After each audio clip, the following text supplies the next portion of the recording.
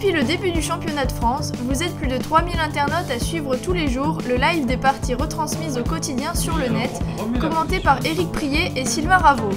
Nous sommes allés à leur rencontre après la simultanée à l'aveugle qu'a donnée Éric dimanche dernier contre 4 joueurs. Alors, comment ça s'est passé? J'ai gagné toutes les parties. C'est combien le maximum que tu as fait? Le maximum que j'ai fait, c'est 15 des très bons joueurs. Une moyenne Elo à 2000. Ça a duré combien de temps? 44 minutes. Mais là, cette simultanée aveugle contre 15, moyenne Elo 2000, c'était 6 heures. Et à ce moment-là, j'ai compris pourquoi, en URSS, cet exercice était interdit au grand maître. Et qu'est-ce que tu vois dans le noir? Je vois des lignes de force et donc c'est décrit comme de l'imagination. Depuis quand êtes-vous commentateur pour la FFE? Nancy 2013. Nancy 2013, et j'ai vu l'évolution de la technique. Les choses ne sont pas en général en claquant des doigts.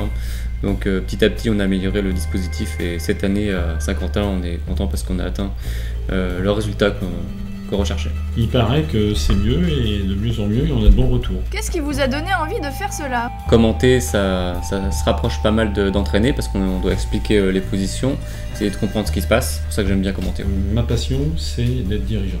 Voilà. Dirigeant échiquier, c'est ça, développer ma discipline. Comment devient-on commentateur? C'est sur le tas, ça c'est sûr, il n'y a pas de formation de commentateur. Après, c'est apprendre des précédents lives qu'on fait à chaque fois. Est-ce que vous vous préparez avant de commenter? Non, nous ne faisons pas de préparation, on pourrait. Il arrive et il peut déjà dire plein de choses. C'est l'avantage d'avoir un grand maître très expérimenté comme ça, qui a déjà participé au championnat de France. Et il y a des internautes qui sont devant leur écran et qui ont une chaise vase à côté, ils tapent quelque chose et on a la réponse, c'est la référence. Nous attire notre attention sur une partie, sachant qu'il y en a 12, c'est pas facile de garder un œil sur les 12.